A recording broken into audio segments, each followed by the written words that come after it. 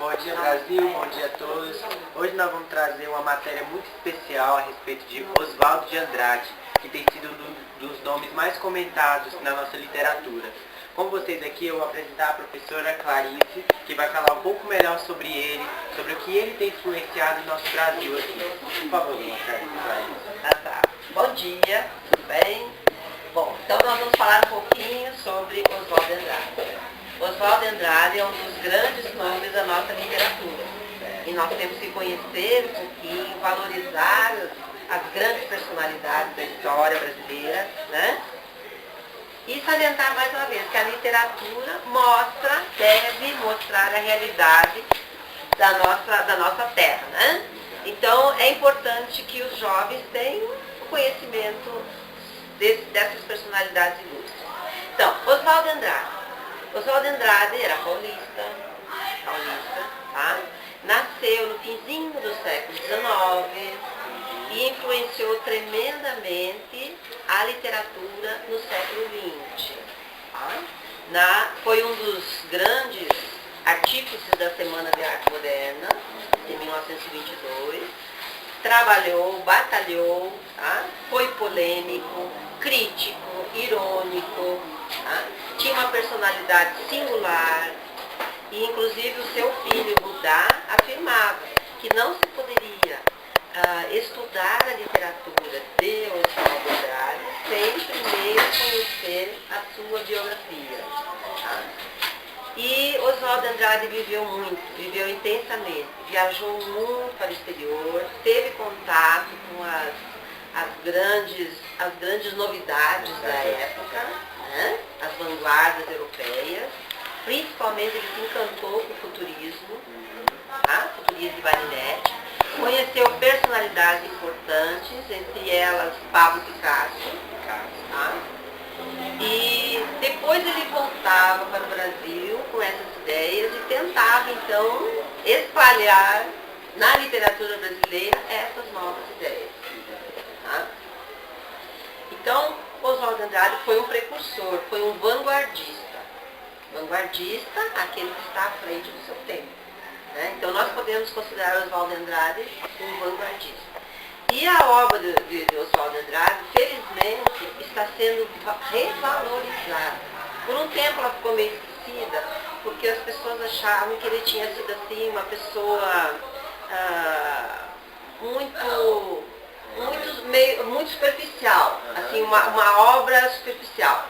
Mas agora, nos últimos tempos aqui, está sendo revalorizado. Inclusive o Museu de Língua Portuguesa de São Paulo, no ano passado, fez uma exposição sobre as obras de Oswaldo Andrade. Né? Tá? Outro assunto, né, como voltando ao que o seu filho tinha falado, ele teve uma vida, ele nasceu rico, ele era o único filho, tá?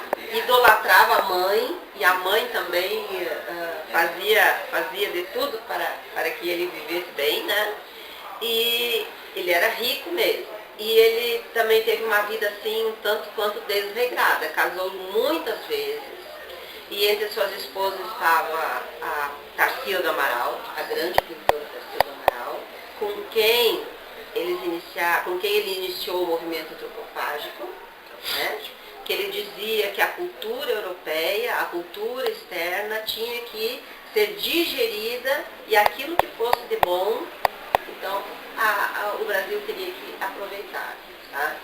Então esse antropofagismo iniciou com a famosa tela Abapuru, que a Tarsila deu para o Oswaldo Andrade no dia do aniversário, quando eles já eram casados. Depois, então, o Oswaldo Andrade, outra esposa dele, a Patrícia Galvão. Pagu é uma grande feminista da época, não é? Inclusive, se não me engano, foi a primeira presa política do Brasil, Patrícia Galvão. Tá? E outras, então, esposas. Ele, depois, com a quebra do café, a grande derrocada do café, em 1929, assim como outros cafeicultores brasileiros, Oswaldo Andrade também teve a sua falência decretada. Ele teve um declínio Isso, financeiro. financeiro, muito, um declínio total. Então ele perdeu quase que tudo, né? Então ele sofreu muito até o final da sua vida, ele não conseguiu se reerguer totalmente, né? E inclusive ele morreu em 1954 com diabetes, doente, etc. Tá? Então as características principais assim, do Oswald de Andrade, ele escreveu diversos gêneros literários. Ele escreveu teatro, escreveu poesia, escreveu romances, tá? E em todos ele teve as características, ele apresentava as características da primeira fase do modernismo. Entre as principais, vamos dizer assim, a valorização da linguagem popular, que eles queriam então a linguagem do povo brasileiro colocar dentro da linguagem nobre da literatura.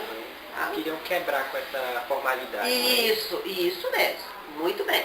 Eles queriam quebrar essa formalidade, formalismo, né? Exato. A valorização das coisas do Brasil, né? Tá? Ele utilizou também paródias, né? Inclusive nós temos aquela Meus 8 Anos, eu tenho uma paródia sobre aquele poema, tá? Que é interessante, se vocês tiverem oportunidade de ler. Ele escreveu também, tem um poeminha dele que é O Erro de Português, é muito interessante, tá? Tem um outro também que fala sobre a língua culta, os pronominais é o nome do poema, né? Que é interessante que vocês também observem. Depois vamos ver aqui, eu acho que eu tenho aqui o poema, está muito comprido isso. Aqui, por exemplo, pronominais, ó. Dê-me um cigarro, diz a gramática do professor e do aluno e do mulato sabido. Mas o bom negro e o bom branco da nação brasileira dizem todos os dias. Deixa disso, camarada, me dá um cigarro. Então, primeiro momento você lê esse poema aqui, você acha estranho, né? Cigarro, gramática, professor, negro, sabido. Que realmente tem a ver com o outro. Isso. Né? Então, isso. Colocar sem sentido. Isso. Então, não dá sentido, né? Mas... Você diz assim, o que será que Oswald de Andrade quis dizer com isso? Né? Mas se você começar a analisar assim, né? Você vai ver que ele está colocando aqui dentro do poema aquelas características que ele queria dentro, né, da primeira fase do modernismo que ele queria relevar. Então, por exemplo, quem é que diz, dê-me um cigarro, dê-me seu caderno, empresta-me seu caderno, né? Que é o que a gramática diz. Agora você diz, me empresta teu caderno, me empresta teu lápis, me dá um cigarro, me dá o teu livro. Né? Então ele colocou dentro da literatura a fala do povo brasileiro. Então isso é uma grande conquista que eles tiveram. Que foi um movimento radical, né? A primeira fase do modernismo foi o mais radical. Então isso aí tem que ser valorizado. Tá? Tem um outro também poeminha aqui, Vício na Fala, que não sei se Vício na Fala, não sei se vocês conhecem, tá? Para dizer em milho, dizem milho. Para melhor, dizem melhor. Para pior, pior. Para telha, dizem teia. Para telhado, dizem telhado. E vão fazendo telhados. Então, se você lê esse poema assim, você acha que é uma desvalorização. Primeiro momento, você acha que é uma desvalorização do povo brasileiro. Do brasileiro. Aí você começa a pensar, olha aqui, ó. Então, milho, mil, melhor, mió, pior, pior, telha, teia, né? Então aí, a linguagem do povão. Agora, veja bem, quantos verbos você tem aqui? Você tem o verbo dizer e o verbo fazer, tá? Em 5 versos aqui, você tem o verbo dizer. E só no último você tem o verbo fazer com a palavra telhado, a palavra certa. O que significa mió, pior, né? Mil. Agora, ali no último ele diz assim, fazendo telhado. Uma caixa de pó. Fazendo no telhado. E uma caixa de Por que guardanapo. será? É porque no telhado, assim, vamos imaginar, né? Vamos imaginar. O que um gato, quando tá de noite lá, faz? Bagunça em cima do telhado. Veja bem, nós temos que ter a valorização das coisas do Brasil, né? Então, olha aqui, ó. O brasileiro pode até falar errado. 200, Mil, miope, ó. Tá. Agora, na hora de Dizer. fazer.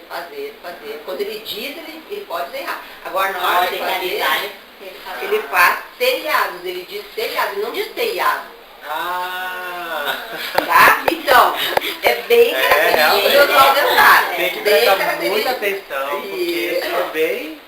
É. Você vê que eu falar de gato que não tem nada a ver. Não tem nada a ver com o gatinho, né? Mas é interessante. Então, você vê um poema desse, você diz, ué, né? Pois é. E você se assusta até. A primeira vez que as pessoas entram em contato, mil, miope, ó, né? Agora, e depois, por que só no último ele diz telhados? Pois é.